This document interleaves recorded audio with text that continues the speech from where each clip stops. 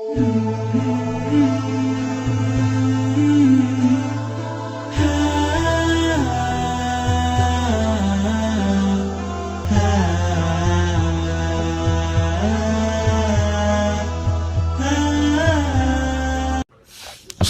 warahmatullahi wabarakatuh. Waalaikumsalam. Apa hukum menyusukan anak saudara saya dengan sengaja tanpa ada keperluan lain, selain mahu agar tiada batasan aurat antara anak saya dan anak-anak saudara saya? Baik, kita ada anak saudara, lalu kemudian susukan dia supaya dia mahu agar tiada batasan aurat antara anak saya dengan, supaya dia menjadi mahram. 5 kali kenyang. Bukan 5 kali menyusu, 5 kali kenyang. Hitung kira, sekali, 2 kali, 5 kali. Maka setelah itu dia menjadi tak boleh menikah dan dia menjadi mahram. Tapi harta warisan tak dapat. Hanya setakat pada mahram dan aurat saja. Jangan nanti makcik ni mati dia datang. Mana untuk aku? Ini hanya namanya mahram radha'ah, kerana menyusukan. Apa hukum lelaki yang bergelaran bapa tiri yang tidak memberi nafkah kepada istri dan anak tirinya? Dan adakah hak bagi seorang anak tiri itu menuntut haknya dan membawa perkara ini ke mahkamah syariah? Ini namanya beli satu dapat dua. Dia nikah dengan perempuan, perempuan ini ada anak. Maka anak ini siapa yang membagi dia nafkah? Nafkah anak ini adalah bapa kandungnya. Anak ini dia ada 6 wali. Ayah, datuk, abang, adik, abang ayah, adik ayah yang membagi dia nafkah. Bila nikah dengan janda, kemudian anak ni yatim, maka dia meninggalkan harta warisan tirkah. Tak ada ayahnya susah, maka ada ahli waris. Yang ke-6 wali-wali ini tak ada. Semua dah habis ditelan gempa. Dia anak yatim. Maka tujuan menikahi janda yang ada anak itu sebenarnya bukan maknya, tapi anaknya. Itu tujuan asas menikahi janda. Anaknya, bukan maknya.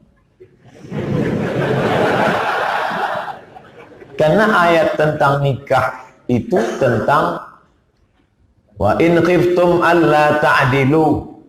Kalau kamu khawatir tentang anak yatim, fankihu ma taba lakum minan nisa. Nikahilah perempuan matna wa thulatha wa ruba'.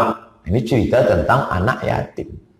Oleh sebab itu maka ini dia santuni, dia bagi makan. Adapun perempuan itu, istri, ada 5 hak terhadap suami. Pertama, makan. Kedua, pakaian. Ketiga, rumah. Keempat, pendidikan. Lelaki mesti mendidik istri dia. Kalau dia tak sanggup, dia bawa ke surau, dia bawa ke majlis ilmu yang ada di Kuala Lumpur. Yang kelima adalah bagaimana dia memperhatikan, ada support dalam hidup, nampak susah senangkan hati dan lain sebagainya. 5 ni adalah kewajiban lelaki kepada perempuan dan merupakan hak perempuan terhadap lelaki. Assalamualaikum warahmatullahi wabarakatuh. Waalaikumsalam warahmatullahi wabarakatuh. Baru-baru ini saya berpindah ke jabatan baru dan masih lagi dalam proses menyesuaikan diri. Mungkin Ustaz boleh berkongsi cara dan doa untuk sentiasa semangat dan dimudahkan urusan dalam melaksanakan pekerjaan. Kadang kita hilang semangat ini sebab diganggu jin. Sama ke dengan setan, Ustaz? Jin ada 2. Yang baik-baik namanya jin Islam, yang jahat-jahat namanya setan. Iblis GM dia. Jadi jin, buka surah Jin juz 20, juzuk 29. Inna minnal muslimun, kami ada jin muslim, wa minnal qasitun, dan kami ada jin kafir. Jin kafir ni disebut dengan syaitan. 1, kalau 2 syaitanan, kalau 3 syayatin. Induk dia, bos dia iblis. Iblis yang tak mati-mati itu. Adapun syaitan ni boleh mati. Bila dia mati, saya tak tahu. Maka pagi lepas sembahyang subuh, kita diajarkan doa-doa ruqyah. Ruqyah artinya benteng, menjaga diri kita.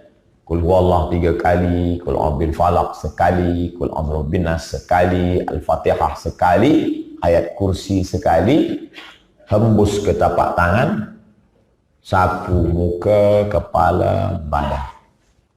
Dan kita boleh ruqyah orang lain, anak ke, bini ke, kawan. Maka nanti sampai office nampak kawan lemah, bacalah.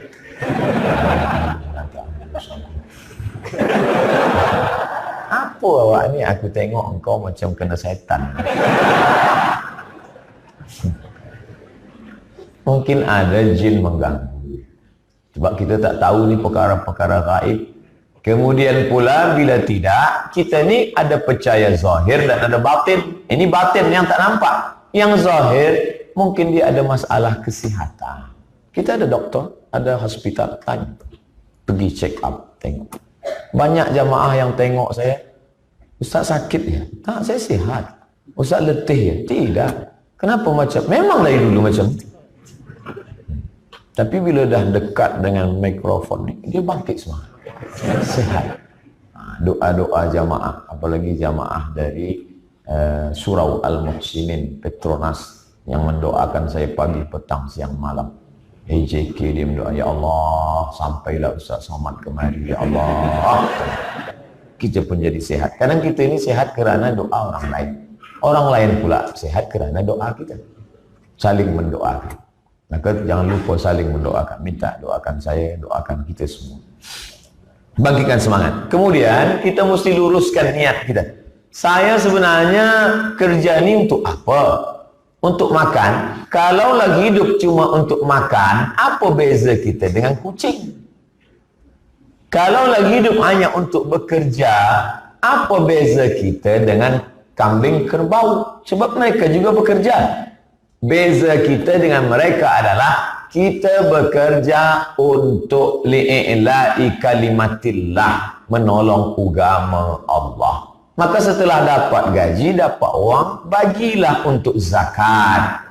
Selepas zakat, wakaf, infak, sedekah. Pergilah kepada sekolah-sekolah agama Islam. Bagikan dalam bentuk membantu. Wallahu fi aunil abdi. Allah akan menolong seorang hamba madamal abdu fi auni akhi, selama hamba itu mahu menolong saudaranya. Oleh sebab itu maka kita semangat terus. Bukan nak kerja dunia ni. Dunia ni macam dari dulu sampai sekarang begitu saja isi dunia ni. Ada orang baik, ada orang jahat. Ada Musa, ada Namrus. Ada Isa, ada Herodes. Ada Musa, ada Fir'aun.